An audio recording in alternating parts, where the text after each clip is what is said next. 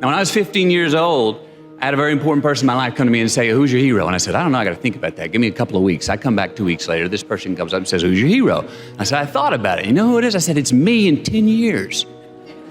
So I turned 25, 10 years later. That same person comes to me and goes, so are you a hero? And I was like, not even close. No. She said, why? I said, because my hero is me at 35.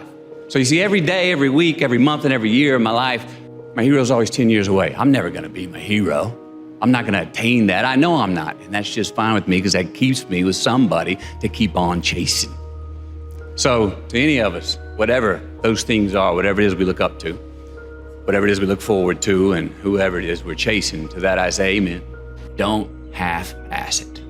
Well, that never goes out of style, does it? I mean, think about it. If you're going to do something, if you've chosen to do something, whatever it is, easy, hard, if you give it your all and you don't half-ass it, win, lose, draw, get what you want, don't get what you want, whatever the outcome is, if you don't half-ass it, at least you're not going to have to wonder, oh, would the outcome have been different? What if I did give it my all?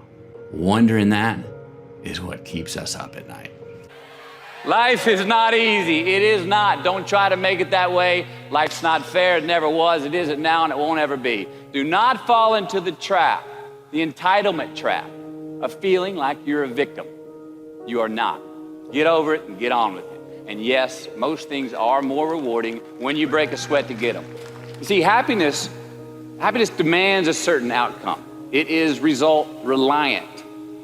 And I say, if happiness is what you're after, then you're going to be let down frequently, and you're going to be unhappy much of your time. Joy is not a choice.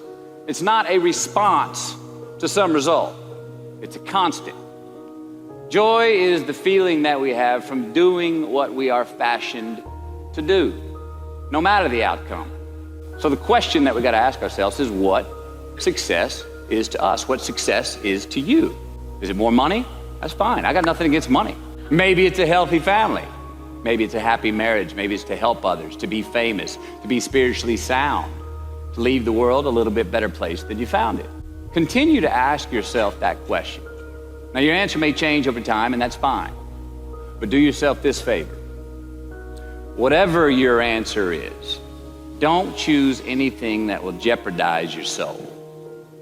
Prioritize who you are, who you want to be, and don't spend time with anything that antagonizes your character. If life was nothing but green lights and we didn't have yellows and reds, things that make us pause, hardships, crises, times for introspection, then what the hell would it all be for? We need the yellows and the reds. That's how we evolve. That's how hopefully there's some ascension to our being. That's how we give some credit to time and growing older. If we were the same person today that we were 20 years ago, then what are we really doing in this life? What's it really all about? What's it really matter to show where we failed? If anything, I would say to my 15-year-old self, go fail more.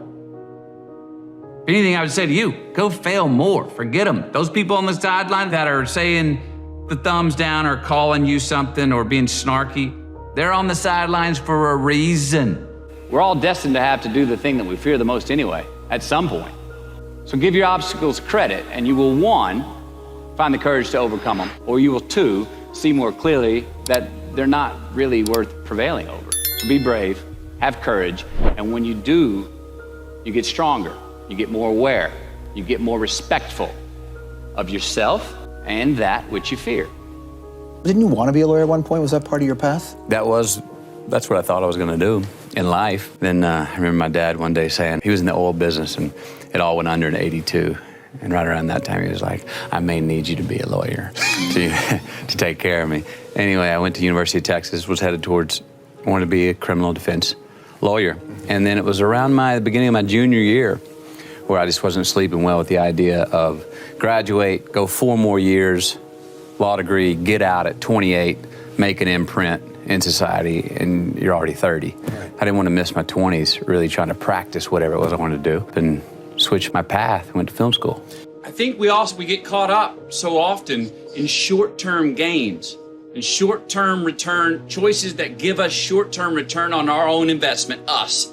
And we're not making choices that are that are going to buy us delayed gratification, not only longer in this life, but after we're gone for our kids and our grandkids and our great-great-grandkids.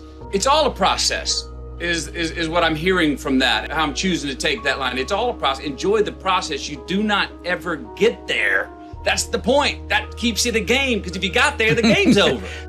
I find that most of the times our obsession with what is wrong just ends up breeding more wrong, more failure. And the easiest way to dissect success is through gratitude, giving thanks for that which we do have, for what is working, appreciating the simple things we sometimes take for granted.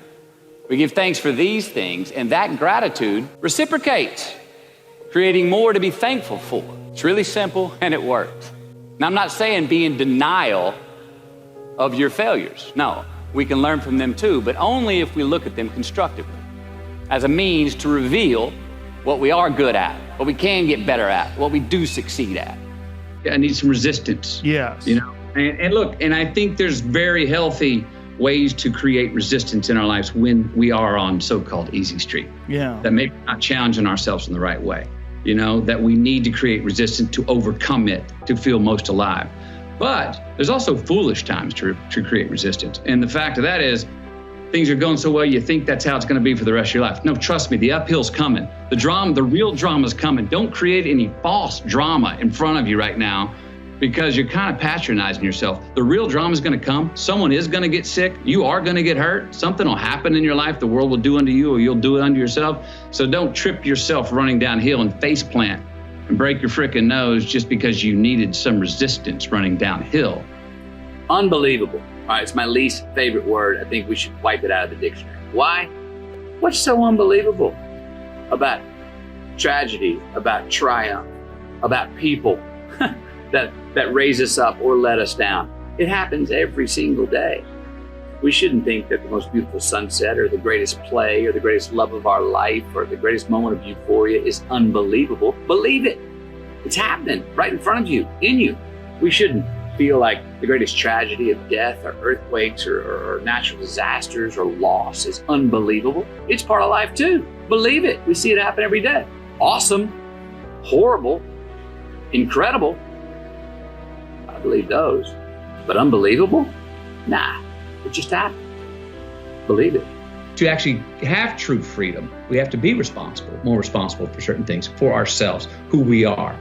Constantly investigating and interrogating our better selves to say, I'm going to be a little bit better at this tomorrow, knowing that we never land. There's no ta-da moment.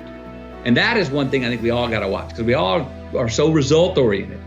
Oh, if I keep doing this, I'm going to get to that place of pure enlightenment. But there's no ta-da moment. We're always chasing yet. And if we can get comfortable and understand and laugh at and be ready to work hard at the fact that we're all just, if we could just say, we're all just achieving our way to the unachievable.